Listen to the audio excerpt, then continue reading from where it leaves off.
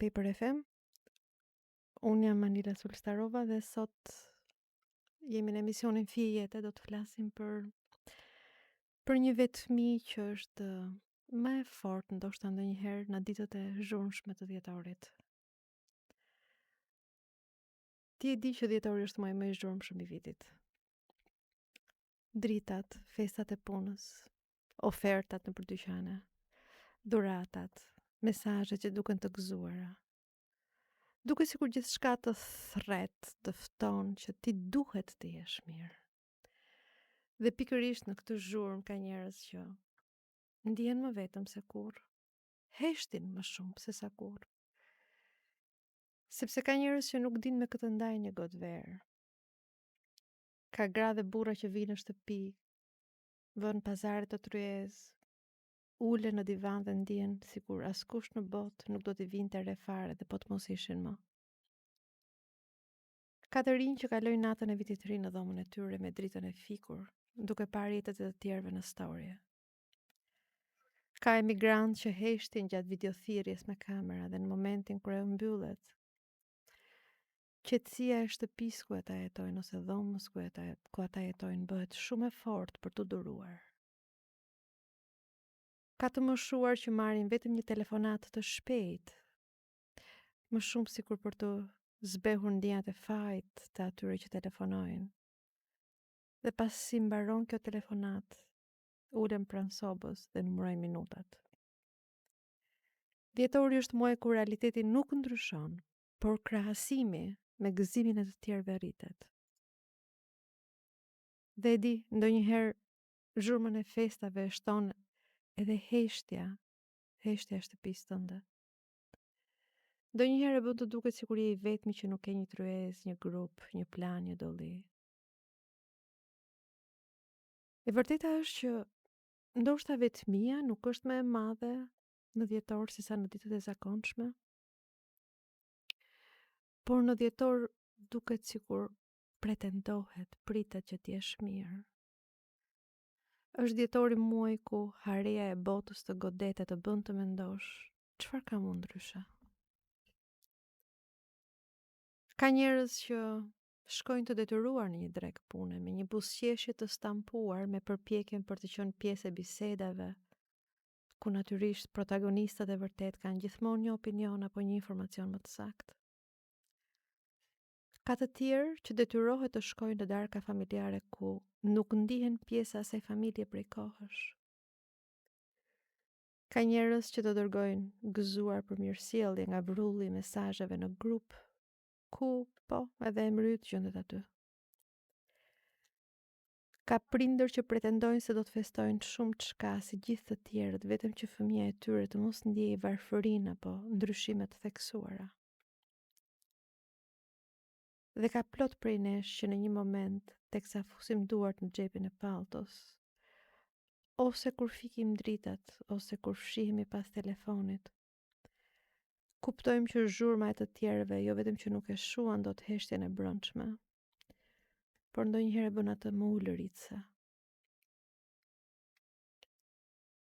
Ky episod është për ata që nuk e gjejnë dot veten në rrëmujën e dhjetorit. Për ata që dhjetori nuk u sjell magji, por presion. Për ata që ua bën vetmin më të egër se ç'është. Për ata që i kalojnë festat me pak gjëra në tavolinë. Për adoleshentët që ndihen të padukshëm në tryezën e familjes. Për emigrantët që kthehen me ëndra në tavolinat e familjes. Për nënat e vetmuara, për baballarët e divorcuar, për të moshuarit e harruar, për ata që punojnë fort sepse nuk kanë asnjë alternativë tjetër. Dhjetori për te ngjyrave të bukura dhe rrëmujës. Duket sikur thekson disa thepisje të vetmisë, sepse ajo nuk ka të bëjë me praninë e të tjerëve. Ndonjëherë jemi vetëm dhe kur jemi mes njerëzve. Ndonjëherë jemi edhe pa njerëz përreth, edhe të vetmuar. Sot do të ndalemi pak më gjatë në këtë lloj vetmie. E di, shpesh herë më ka ndodhur të dëgjoj në seancat që dhjetori është një muaj ku njerëzit reflektojnë. Dhe nuk e di pse fokusi më i madh vjen tek lëndimet, zhgënjimet që janë përjetuar gjatë vitit. Ndonjëherë më duhet pak më shumë punë të ftoj njerëzit të mendojnë për sukseset, për momentet e bukura të vitit. Në këtë periudhë, në dhjetor, vetmia nuk vjen vetëm sepse je vetëm. Vjen edhe sepse pritshmëritë për vitin kanë qenë të larta në janar. Dhe tani në dhjetor, shikon sa pak ose sa jo plotësisht ke arritur nga ato që ke dëshiruar në janar. Përballesh me faktin që ky viti nuk ishte ai që prisje në fillim, edhe sepse krahasimi të helmon. Sepse zhurma e të tjerëve, reklamat, fotot, duket sikur të përjashtojnë nga sukseset, nga arritjet. Jalom thot se krahasimi është një formë e fshehtë torture. Po, sigurisht që ne krahasojmë me të tjerët. Por është i padrejtë kur krahasimi kryhet atëherë kur standardet dhe stilet e jetesës janë kaq të ndryshme. Ky është një ankth ekzistencial i shkaktuar nga një lloj trysnie për sukses. Dhe në dhjetor ky ankth shumë fishohet sepse krahasimi nuk është më abstrakt. Duket sikur ulëret përmes dritave, është shumë vizual, është shumë i ndritshëm. Në fund të vitit duket sikur njeriu nuk pyet veten, a jam i kënaqur me ato që arrita? A jam më mirë se vitin e kaluar? Ndoshta pritshmëritë nuk janë të sakta. Një vajzë që punoi, Mira, 34 vjeç, sot në seancë tha, ula në makinë, isha parkuar dhe shikoja storyt e shoqeve, fëmijët, bashkëshortët, dhuratat e paketuara. Kujtoja prenotimet që ato kishin bërë. Pastaj, thot ajo, pash veten tek pasqyra e xhamit të derës. Dhe kishte thënë vetes, ka diçka që s'po e bëj mirë. Në fakt, kjo grua nuk është duke parë jetët e tyre. Ajo është duke parë dënimin e vetes. Ajo po i përdor të tjerët për t'u krahasuar. Dhe vetmia më helmuese është vetmia që lind kur krahasimi me të tjerët bëhet standard i palëkundshëm, përkthehet në sistem vlerash. Prandaj dhjetori u dhëmb kaq shumë njerëzve që nuk e kanë arritjet e dëshiruara. Një lloj tjetër vetmie përveç kësaj të krahasimit është vetmia që vjen prej mungesës. Kur dhimbjet nuk pranohen, ato ndikojnë në izolim. Kur trupi dhe mendja nuk e lejojnë veten të qajnë humbjen e atij që kanë dashur, të pranojnë kushtet e reja në të cilat jetojnë, atëherë njeriu ka tendencën të mbyllet në dhimbjen e tij, të shijojë dhimbjen e tij, të shijojë në thonjza natyrisht. Edhe sepse duket sikur ka frikë që nëse guxon të gëzojë ose guxon të pranojë humbjen, duket sikur tradhton njeriu që ka humbur. Vetmia që vjen prej mungesës nuk lidhet me numrin e njerëzve në tryezë. Lidhet me vendin bosh fizik ose psikik të dikujt që nuk kthehet më. Kam një komshi, para pak kohësh humbi të shoqen. Dhe sa herë që dalë në mëngjes e shoh që ulet të pi kafen. Porosit gjithmonë 2 kafe. Njërën e pi, tjetrën e lë. Paguan 2 kafet dhe ikën. Dhe këtë e ka bërë prej disa muajsh që kur e shoqja humbi jetën.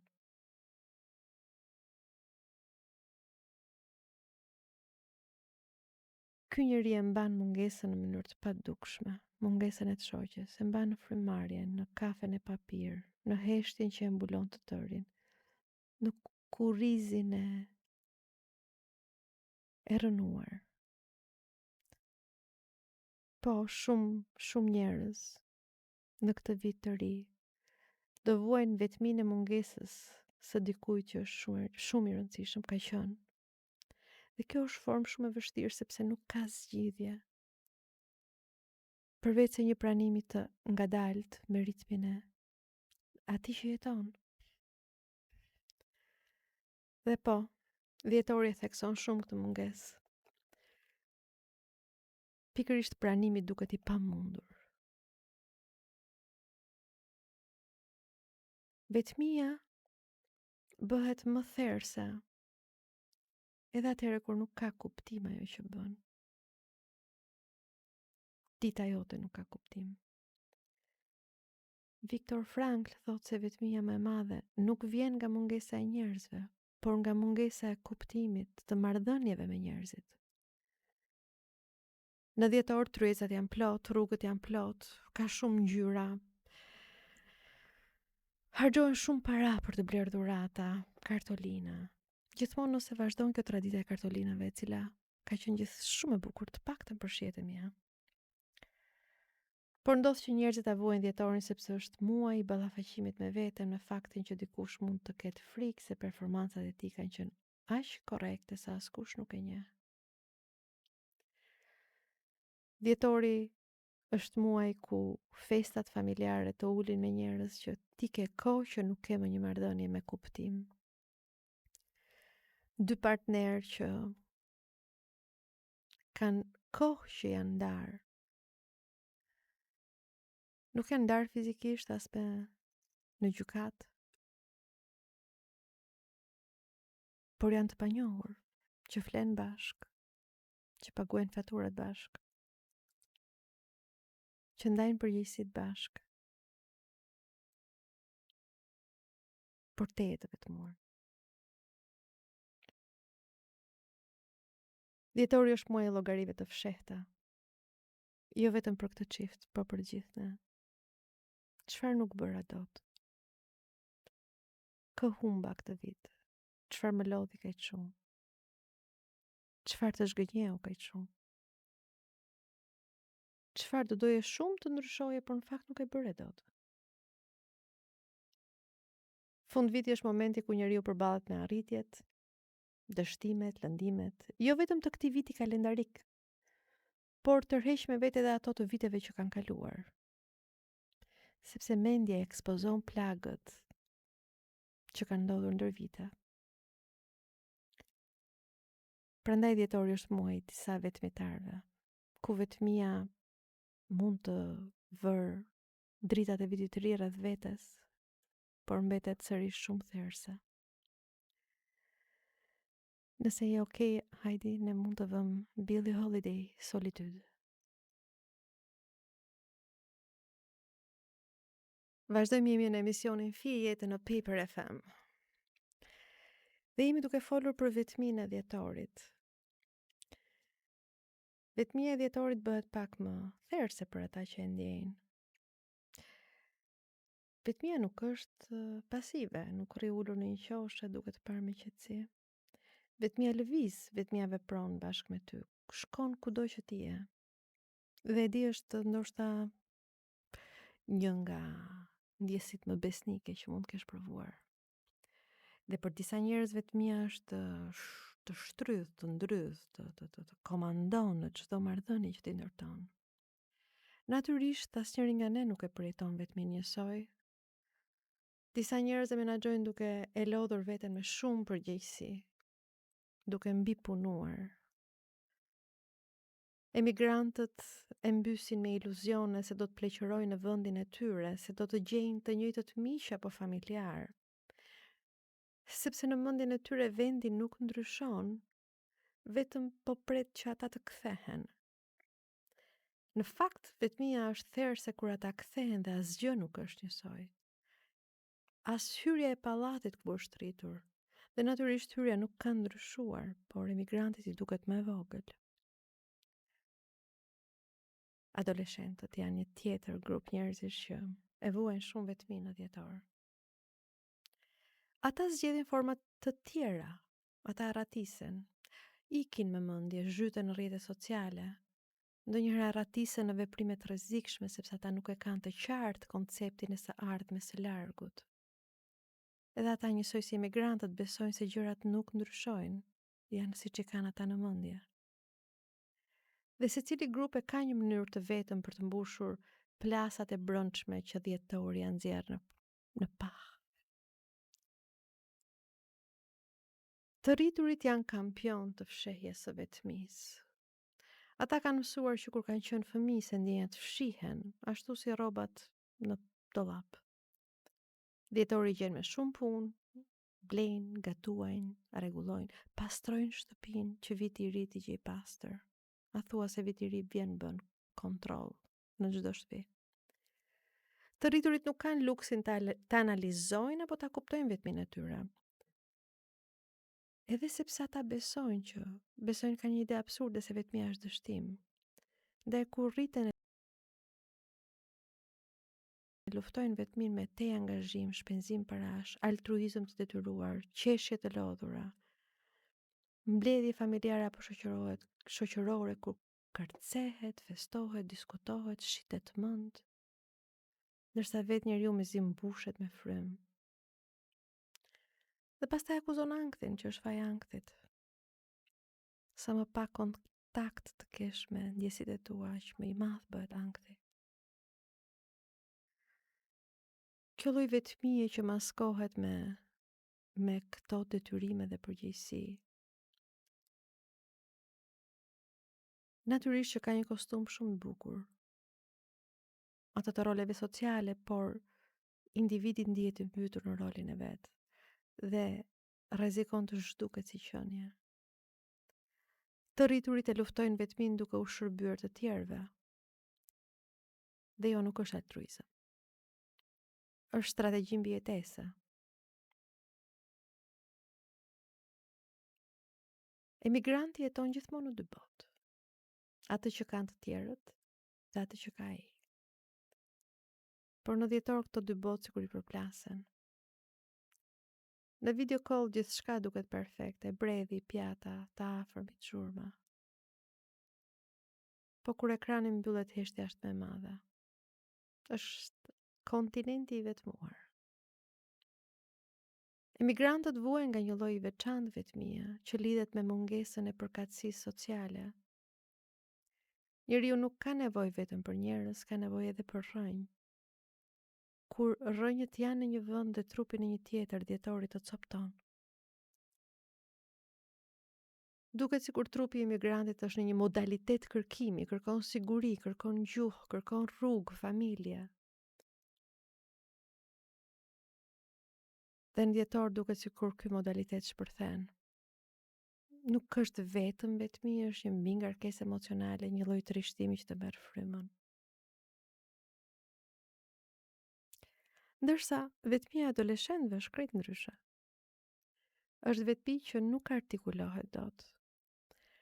Është vetmi që vjen nga mbivlerësimi i jashtëm e asaj që duket shohin, dhe mungesa e asaj që shohin tek vetja. Duket sikur vlerat, ritmin duhet i gjejnë jashtë që pastaj t'i brendësojnë. Ata janë gjenerata që jeton me sy tek të tjerët, tek Instagrami, tek story, tek grupet, tek krahasimet, tek bota e tyre e brendshme. Në dhjetor presion është i dyfish, duhet të kesh plan, duhet të kesh shok, duhet të dukesh i lumtur.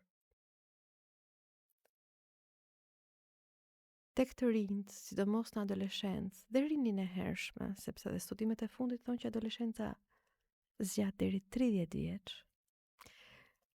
Realitetet imagjinare nuk janë fantaziboshe, por hapësira psikike për të mbrojtur veten. Adoleshentët e të rinjt i ndërtojnë këto realitete, sidomos në rastet kur familja është shumë kontrolluese ose kritike ose emocionalisht ndërhyrëse. Nuk ka hapësirë për të menduar ndryshe pa u ndëshkuar. Ose kur prindi kërkon marrëdhënie, por për adoleshentit nuk shihet si marrëdhënie, por shihet si një formë kontrolli. E në këto kushte adoleshenti krijon një botë paralele të brendshme ku ndihet i lirë, fantazitë e tij. Një version të vetes që nuk është në vëzhgim, krahasim apo pritshmëri. Krijon një identitet që mund ta jetoj lirshëm, hapur. Nuk është patologji sepse ka shumë të qartë diferencën midis botës imagjinare dhe asaj reale. Është thjesht një përpjekje për të mbijetuar psikologjikisht derisa të jetë i aftë të ndahet nga ky realitet. Sigurisht që prindrit mund të pyesin, po pse? Pse është kaq e fortë kjo ndarje me ne? Pse e kanë me ne këta fëmijë? E vërteta është që prindrit mbajnë ende një pushtet simbolik tek fëmia. Kështu duhet, kështuhesh më mirë. Kam sakrifikuar për ty. Shpesh nuk e shohin fëmijën si një subjekt të veçantë, por si vazhdim të vetes. Dhe kur i riu apo adoleshenti nuk ndihet i parë si njeri, ai fillon të jetojë emocionalisht diku tjetër larg. Flet ndryshe, mendon ndryshe, ëndërron ndryshe, por jo në shtëpi. Vetëm në shtëpi jo, vetëm me prindrit jo. Është kudo pa prindrit. Ky realitet imagjinar në cilin jetojnë adoleshentët e të rinj shërben si një territor autonom, ku slogani është këtu jam unë, ashtu siç unë dua të jem, jo ashtu siç ju doni që unë të jem.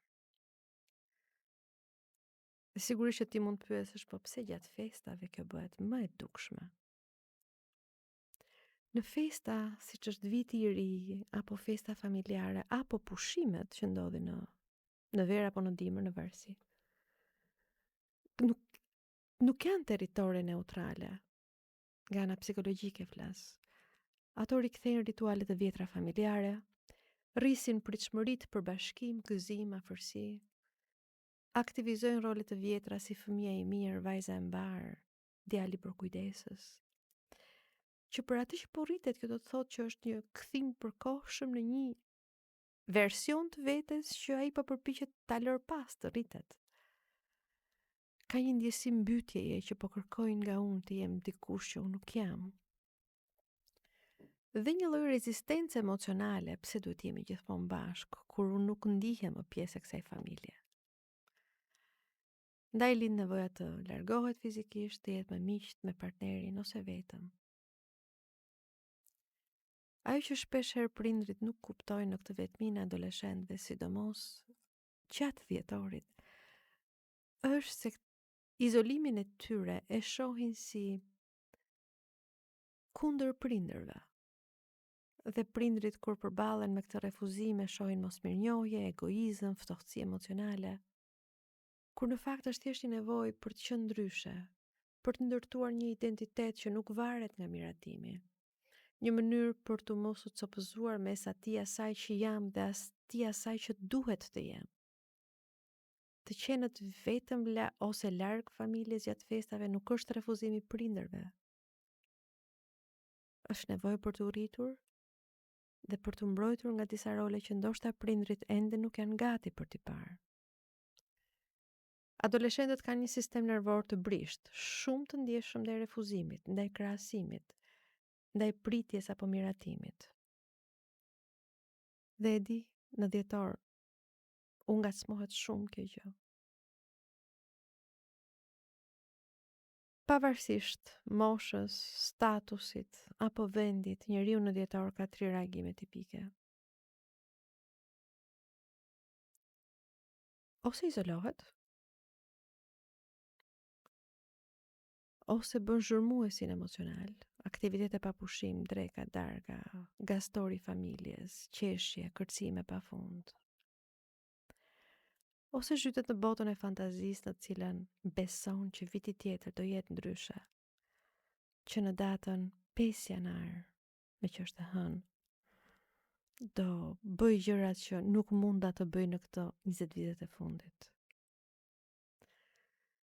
Do gjej dashurinë e jetës, do dobësohem, do ndroj punë. Kjo lloj shprese e rreme kur mungon kuptimi i brendshëm, njeriu duket sikur projekton jashtë atë që në fakt duhet të kthej syt për të parë se çfarë ka brenda. E përbashkëta e gjithë këtyre formave të vetmisë është se njerëzit nuk janë vetëm sepse janë vetëm sepse nuk përputhen me pritshmëritë me ëndrat e ndërtuara. Ose ato ëndra që të tjerët kanë ndërtuar për ta, ose ato ëndra dhe pritshmëri që vetë individi ka ndërtuar për veten.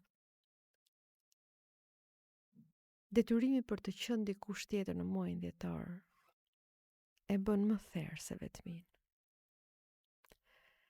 Në këtë moment unë do doja të dëgjoj një këngë nga Georges Moustaki, Ma solitude.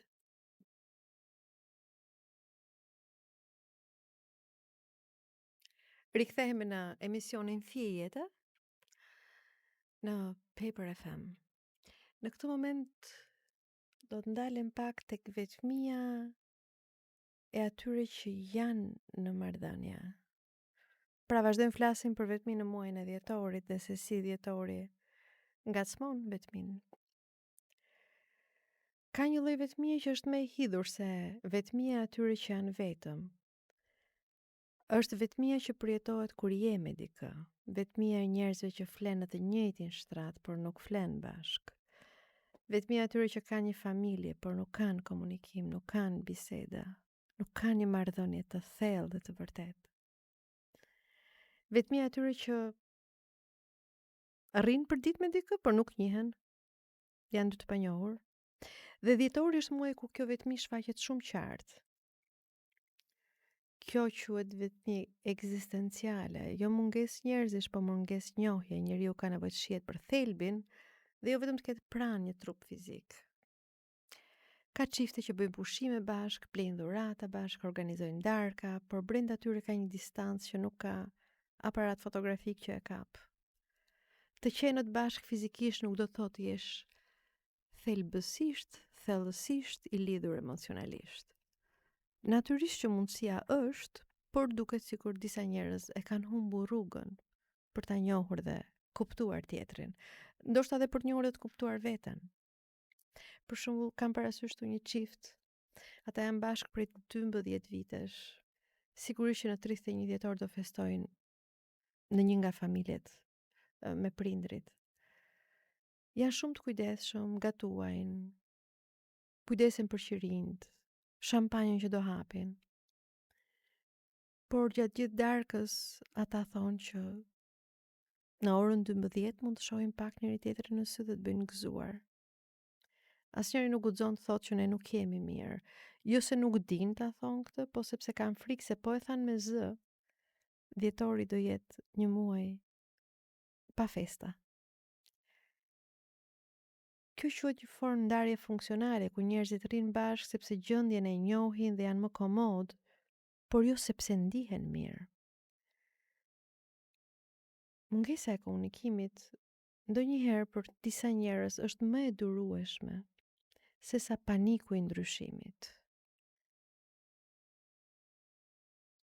Vetmia më e madhe është jetosh me dikë që nuk të njeh, nuk të kupton. Në dhjetor, pavarësisht se shumë çifte ju lexohet kjo lloj vetmie në mënyrën e akullt se si shohin njëri tjetrin, nuk e pranojnë sepse kanë frikë të festojnë vetëm. Në këtë moment do flas pak për vetmin e prindërve. Në Ballkan shumë prindër nuk e njohin vetmin e tyre. Më saktë, e njohin, por e fshehin pas punës, e fshehin pas darkave familjare, pas gatimit, pas organizimit, pas punëve të vitit të ri.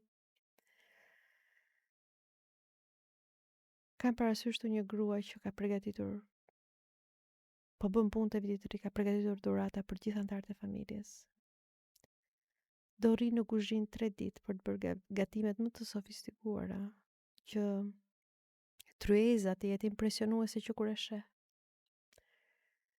Ajo ka nevojë të shohë të gjithë të lumtur. Por siç ajo thot, në vitet e fundit, ka qenë e fundit që është ulur në tavolinë.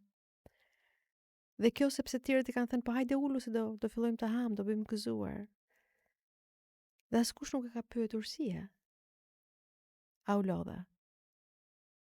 Sepse me buzëqeshjen e saj, me entuziazmin e saj për të gatuar, ajo fsheh vetmin e saj të madhe. Për ironi, festat që në fakt duhet i bashkojnë njerëzit, duket sikur disa syre që izolojnë. Ka dhe një grup tjetër që e vuajnë shumë vetmin. Dhe vetmia e këtyre njerëzve mund të jetë edhe më helmuese, sepse nuk ka shpresë. Pra kësaj lloj vetmie i shtohet edhe pashpresshmëria. Janë të moshuarit.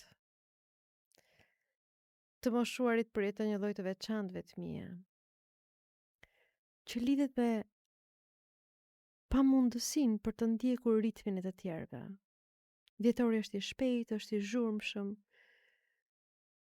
ndërsa ata ecin ngadalë, flasin ngadalë, kujtojnë gjatë, përmallohen.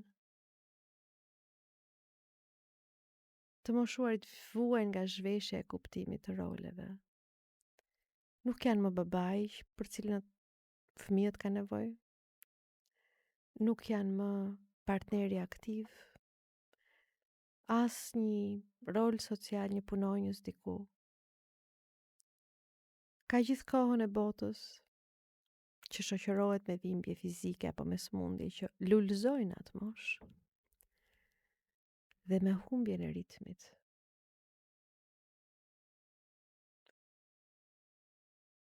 Pak më parë unë përmenda dhe vetminë e emigrantëve.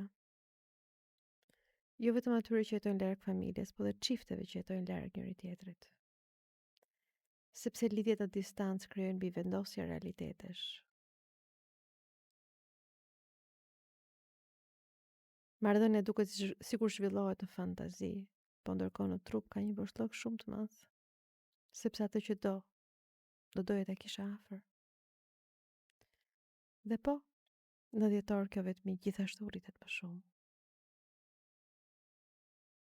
Ka dhe një kategori tjetër njerëzish, më pak të dukshmit ndoshta, që është vetmia e njerëzve të ndjeshëm. Ka njerëz që nuk janë të vetmuar as nga partneri as nga familja, por nga mënyra se si e përjetojnë botën. Janë njerëz që nuk durojnë dot bisedat sipërfaqësore apo ritualet pa kuptim thjesht sepse të tjerët i bëjnë. I kanë bezdit tryezat e zhurmshme, make-upin e egzageruar në përdarkat e punës. Kërcimet me kolegët që as nuk i vlerëson, as nuk i ke qef. Buzëqeshjet e shtirura. Këta janë hiper të ndjeshëm, nuk kanë shumë filtra në mënyrën se si përpunojnë informacionet, që do të thotë në dhjetor këta ndjen edhe më të izoluar, jo se duan të jenë, po sepse bota jashtë bëhet me ca ngjyra dhe me një dinamik që ja u thellojnë vetmin. Për këta njerëz marrëdhëniet kuptim plota janë më të rëndësishme. E kanë të rëndësishme ta njohin thelbin e tjetrit dhe të lejojnë tjetrin të njohë thelbin. Por jetojmë në një botë ku të njohësh thelbin dhe të lejosh të njohin thelbin është luks. Sigurisht që fëmijët gëzojnë në dhjetor. Po nuk e di sa gëzojnë të rriturit, sepse dhjetori është muaj i roleve. Ai që paguan, ai që bën dhurata, ai që gatuan.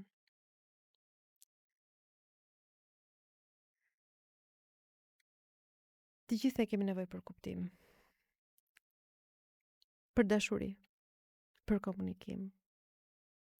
Dhe ndoshta do ishte udhës që në dhjetor më shumë fokusi të ishte tek këto ndërveprime, sesa tek paketimet e bukura. Me gjëra që thjesht konsumohen dhe asgjë nuk mbetet përveç lodhjes dhe vetmisë. Në këto momente hajde unë do të ftoja të vinim një Leo Ferré avec le temps. Rikthehemi tek emisioni Fije Jeta dhe në këtë moment do ndalemi për të dhënë disa sugjerime se si mund të përballohet vetmia e dhjetorit. Natyrisht sugjerimet merri, hidhi, dëgjoj, shih nëse të rrinë. Nuk ka ndonjë mënyrë është e lehtë për të jetuar dhjetorin kur ndihesh vetëm. Nuk ka as formula sigurisht. Por mund të ketë disa forma të vogla, të qeta, të vërteta, me të cilat njeriu mund të mbijetojë vetmisë. Edhe njerëzit e vetmuar kanë ditë që ju duken të bukura dhe ka ditë që ju duken jo aq të bukura. Ajo që unë do sugjeroja është pranimi i vetmisë. Ta thuash me zë të lartë. Jo, nuk është dorëzim nëse ky është meraku yt. Është fuqi për ta parë në sy vetmin. Shpresa fillon atëherë kur njeriu fillon ta shohë të vërtetën dhe ta pranojë atë. Pra të pranosh që je vetëm nuk do të thotë që je në depresion. Apo të pranosh që je i vetmuar nuk ka lidhje me depresionin. Nuk është dështim, por të paktën nuk do arratisesh më nga vetja jota, sepse vetmia je ti. Dhe ka shumë arsye pse je vetëm, pse ndihesh e vetmuar. Janë shumë faktorë social, të rritjes. Është mënyra se si të ka ndihmuar të shohësh ose të mos shohësh veten apo të vërtetat. Ndaj dhe do kurajo të shohësh në sy. Dhe ta pranosh. Atëherë ajo bëhet pak më lozonjare. Do të thotë që ndoshta ikëm prej teje për pak kohë sa ti të mund të qeshësh pas një peshë. Të pranosh vetmin, sidomos në dhjetor kur kërkohet që të performosh pafund, do të thotë të mos shtiresh se je mirë kur nuk je mirë. Të mos detyrosh veten kur të festosh kur nuk të vjen për të festuar. Të mos bësh make-up që të dukesh që ke energji kur nuk ke. Të mos qeshësh në mënyrë të sforcuar. Nuk ka nevojë për skenografi të rreme. Vetmia ka vetëm një kërkesë. Ta shohësh dhe mos gënjesh veten. Natyrisht kur themi ta shohësh dhe ta pranosh nuk do thotë të izolohesh, mos dalësh nga shtëpia. Por të paktën të mos bësh role që të lodhin dhe vetmin e shtojnë. Kur e gënjen vetmin, ajo nuk zbutet. Ajo bëhet më ndëshkuese. Pranimi është çelësi për shumë vështirësi dhe sfida që ti përball. Ndonjëherë ndryshimet fillojnë pikërisht atëherë kur pranimi bëhet i plot. Ndodh që vetmia bëhet shumë e rëndë kur ti nuk i jep fjalë. Njeriu ka nevojë për dëshmitar, edhe për vetminë e tij ka nevojë për dëshmitar. Në momentin që ti flet për plagën tënde, për vetminë tënde, ajo fillon të marrë frymë, ndihet më e lehtë. Të zhduk disa pesha nga kurrizi. Unë e di që ti që je i vetmuar, nuk ke nevojë për këshilla, nuk ke nevojë për një pozitivitet të shtirur, nuk ke nevojë as për një hajt se do kaloj, mos u mërzit. Për ata që ndihen të vetmuar dhe të lodhur nga performancat, ka nevojë një mesazh të thjeshtë, një zë të qetë, një formë të dëgjuar i pa u gjykuar dhe pa nxituar të japësh këshilla. Për dikë që të thotë që ke të drejtë. Jeta është kaq e vështirë dhe kaq e ngarkuar sa ke të drejtë ndihesh vetëm. Ke të drejtë ndihesh i vetmuar. Këta lloj dëshmitarësh janë gati gjysma e shërimit. Pra të pranosh plagën, të gjesh dikë që ta shoh plagën tënde pa e gjykuar. Janë hapat e parë drejt riformatimit të vetmisë, jo si një peshë, por si pjesë normale e jetës. Sepse nuk ka njeri në këtë tokë që nuk e njeh vetmin. Dhe as të qenit i vetmuar. Ka njerëz që kanë dashur njerëz në jetën e tyre në momentet caktuara dhe nuk i kanë pasur dhe kanë qenë të vetmuar, pa njerëz përreth. Dhe ka njerëz që janë ndjerë vetëm edhe me njerëz rreth e qark, sepse prezenca fizike e disa prej tyre nuk ka mbushur nevojat e tyre të brendshme. Njeriu nuk ka nevojë për festa, ka nevojë për përgjigje, sidomos për pyetjen pse. Njeriu përballon çdo si nëse gjen një pse. Dietori shpesh të detyron të shohësh jetën përmes atmosferave, me foto, me fjalë, por kuptimi nuk është në dritat e qytetit.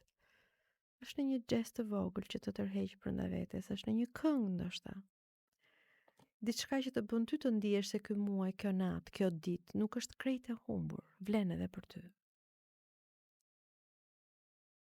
Kuptimi i një nate dietore mund të jetë të lexosh diçka që ke qejf, të dëgjosh një këngë, të shohësh foto të fëmijërisë, të bësh draftin ndoshta të një mesazhi për një njerëz të rëndësishëm. E nis ose jo, pastaj merre vendimin nesër, po sot shkruaj draftin. Të shëtisësh vetëm. Të përpiqesh të gjesh lulen që të pëlqen. Dhe ndoshta duke u kujdesur për të, lulja të mëson se të kujdesesh dhe për veten.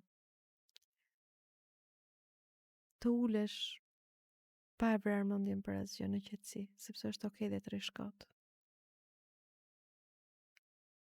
Janë disa aktivitete të vogla që të ndihmojnë të gjesh kuptimin. Dhe nëse gjen dhe kuptimin, vetmia e heq atë pjesën e saj të errët. Shumë njerëz, sidomos fëmijët e arritur në familje autoritare, përdorin vetminë si formë dëshkimi ndaj vetes, ndaj dhe nuk flasin për të. Mendojnë që nëse janë të vetmuar, nuk janë mjaftueshëm të mirë, nuk kanë bërë gjërat siç duhet, nuk meriton të ketë vëmendjen e njerëzve. Ose e shohin veten që ata janë problemi, por në fakt kjo nuk është vetmi, kjo është urrëtie e brendshme, një dënim i trashëguar nga një brezë më i ashpër.